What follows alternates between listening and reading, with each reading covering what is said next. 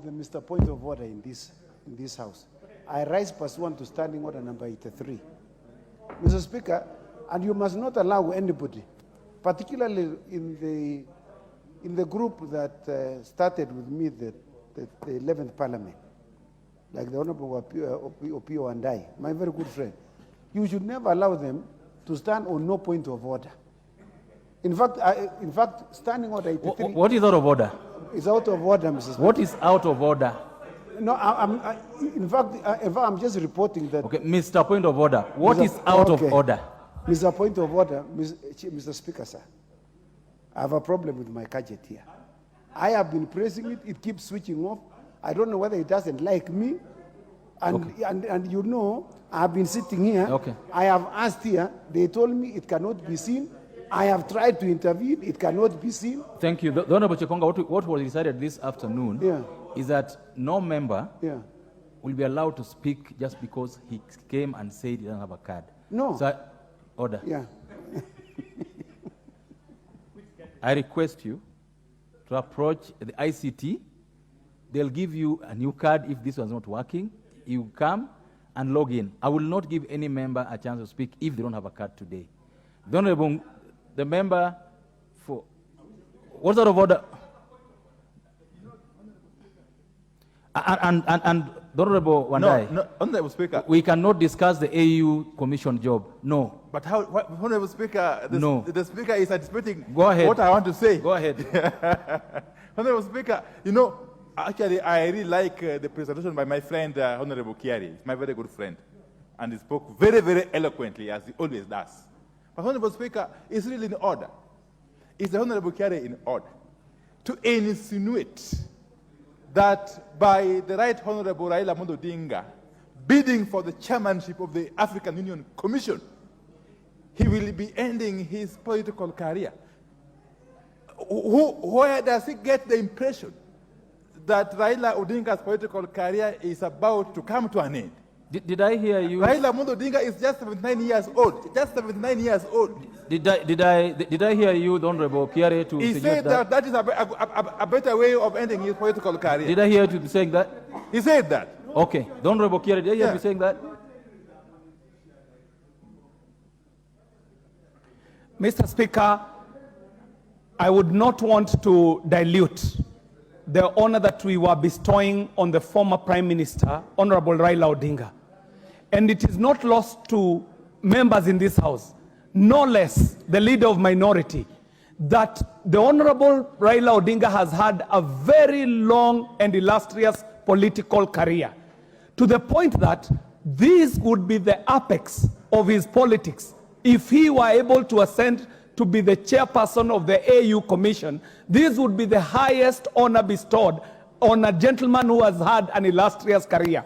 Mr. Speaker, that does not amount to an upward displacement, and I do not wish in any way to retire the Honorable Raila Amolo Odinga, because his presence in the politics of the country and this continent is still needed, and Mr. Speaker, and his service is still desired. Thank you very much, Mr. Speaker. I personally don't believe that this House is not suited to discuss any of these matters the two of you are sparring over.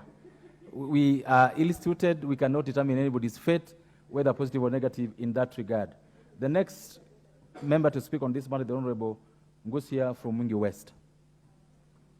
Thank you, Mr. Speaker, for giving me this opportunity to add my voice on this matter of national dialogue.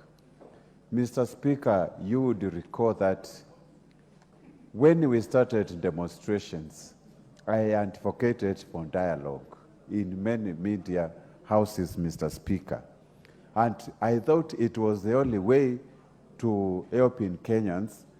And from the onset, I would like to take this opportunity to congratulate my party leader, Kalonzo Musyoka, for steering this committee very well, together with the majority leader, Kimani Ichung'wah.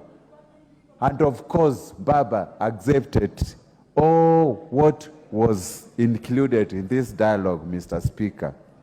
Mr. Speaker, I love the way the matter was conducted throughout the country, consultation after consultation, So many people participated, and this committee was able to filter what is more critical in our country. And we propose the following, Mr. Speaker, and that is why I'm supporting this dialogue committee. Number one, restructuring and reconstitution of IBC. Our IBC has already been labeled, and we have one constituency which is not even represented in this House, Mr. Speaker. And for us to do this, we have to have a properly constituted and also restructured IEBC very quickly. Expansion from membership of 7 members to 9 members. Mr. Speaker, I think it is a good idea. Let us not see, or rather witness again, what we saw in the last elections, Mr. Speaker. That is point number one. Point number two, there was time for resolution of presidential elections petitions. This one, we move in from 14 days to 21 days of hearing the petition of the president. And most of the time, when we have had this, when I recall, Mother Koome was so under pressure actually to meet the deadlines of these petitions. And sometimes when the judiciary is under pressure to come up with a conclusive matter like this important issue, Mr. Speaker, it needs a lot of time and consultation to make sure each and every evidence is heard, Mr. Speaker. The other issue was entrenchment of funds into the Constitution. We have been out of the court. We have been in court many times, Mr. Speaker, questioning the legality of NGCDF and GAV. Mr. Speaker, if at all we are going to move out of this chaos every time, and every time governors actually being used by people who have got vested interests in this matter, we should put this matter into rest, entrench the CDF, GAV, and even Senate Oversight Fund into the Constitution, and will be able to make progress on this matter, Mr. Speaker. Mr. Speaker, the other issue, of course, is a very important one, which was establishment and entrenchment of state office of leader of opposition.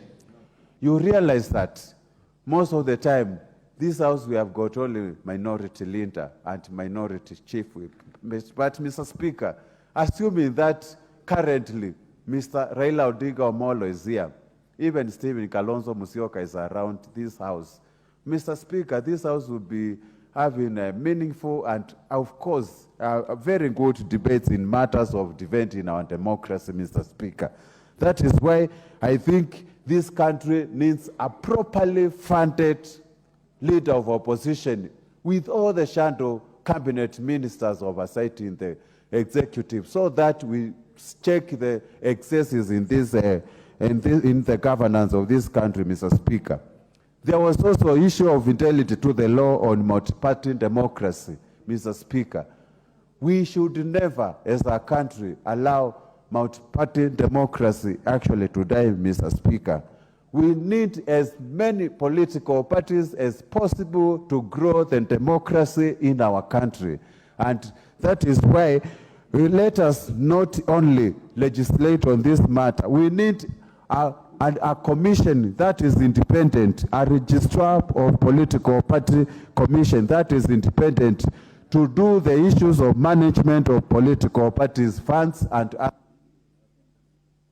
The member for Manyata.